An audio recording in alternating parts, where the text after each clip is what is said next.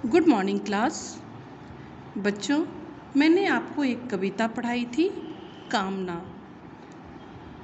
मैंने आपको कहा था कि आप उस कविता को 2-4 बार पढ़ेंगे और उसके अर्थ को समझने की कोशिश करेंगे। उम्मीद है आपने वीडियो देखी होगी और उसके अर्थ को भी समझ गए होंगे। आज हम उस कविता से आधारित कुछ प्रश्न उत्तर को देखते हैं। पहला प्रश्न है, कवि यहाँ किसका प्रेमी बनने की प्रार्थना कर रहा है?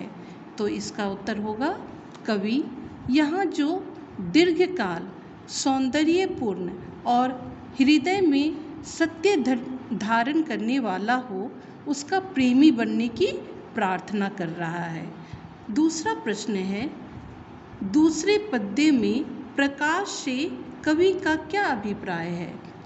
तो हम कहेंगे, कवि ऐसा प्रकाश बनने की अभिलाषा रखता है जो दूसरों को ज्ञान का मार्ग दिखा सके और दूसरों को लाभ पहुंचा सके। तीसरा प्रश्न है, कवि कैसा प्रकाश बनने की अभिलाषा रखता है? तो हम यहाँ कहेंगे,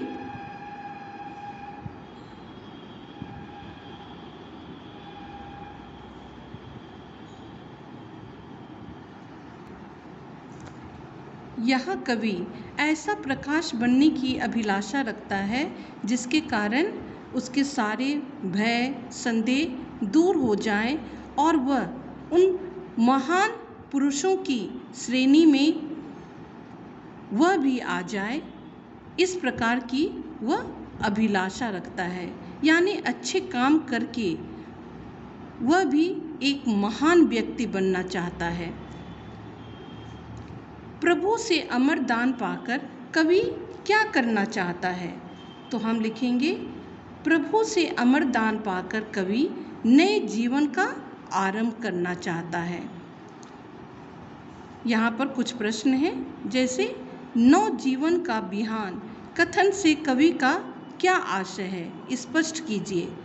तो यहाँ हम कह सकते हैं कि नव जीवन का बिहान कथन से कवि का यह आशय है कि वह समाज में फैली हुई बुराइयों को दूर करने का प्रयास कर नए जीवन का आरंभ कर सके। तो इस प्रकार से हमने कुछ प्रश्नों को पढ़ा और उसके उत्तर को भी देखा और समझा। यहाँ दूसरे नंबर पर यह प्रश्न है, तीसरे पद्य का भावार्थ लिखिए। यानी इस पैराग्राफ का आपको भावार्थ बताना है कि पाकर प्रभु तुझसे अमरदान, करने मानव का परित्राण, ला सकूं विश्व में एक बार फिर से नवजीवन का बिहान। मैंने भावार्थ समझाने के क्रम में आपको इसका अर्थ भी बताया था। फिर से एक बार मैं बतला देती हूँ कि भगवान से प्रार्थना करने के क्रम में वे कह रहे हैं कि मुझ में वह शक्ति भर दो कि मैं मानव की रक्षा कर सकूं, यानी मैं जो भी काम करूं वह मानव के हित में हो, ला सकूं विश्व में एक बार फिर से नवजीवन का बिहान, और मैं एक ऐसा इंसान बनूं जिसके कारण मैं पूरे विश्व को प्रकाशित कर सकूं, यानी अपने अच्छे कर्मों को पूरे विश्व में फैला सकूं और विश्व में एक नया सवेरा ला सकूं। तीसरा प्रश्न है, कविता में से निम्नलिखित भावों को प्रकट करने वाली पंक्तियां चुनकर लिखिए। यहाँ कुछ अर्थ दिए हुए हैं और कविता में से आपको उनकी पंक्तियों को चुनकर लिखना है। हे प्रभु, आप मुझ में सौंदर्य, सत्य और सबके लिए हितकारी कार्यों के प्रति अनुराग भर दीजिए। जैसे उदाहरण के रूप में ये पहला प्रश्न देख लीजिए। यहाँ पर ये वाला लाइन आपका आएगा, जग जीवन में जो चिर महान, सौंदर्यपूर्ण और सत्य प्राण।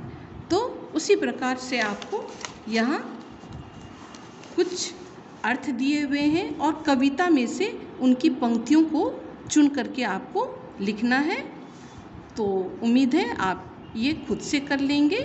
यहाँ 2 प्रश्न और हैं और मैं कुछ शब्द दूंगी जिनसे आपको वाक्य बनाने हैं। आप वाक्य छोटे और सरल बनाइएगा और जो भी शब्द हैं उससे संबंधित वाक्य ही बनाइएगा। मैं हर शब्द के एक वाक्य बना दूंगी और दूसरा वाक्य आप खुद से बनाने की कोशिश कीजिएगा।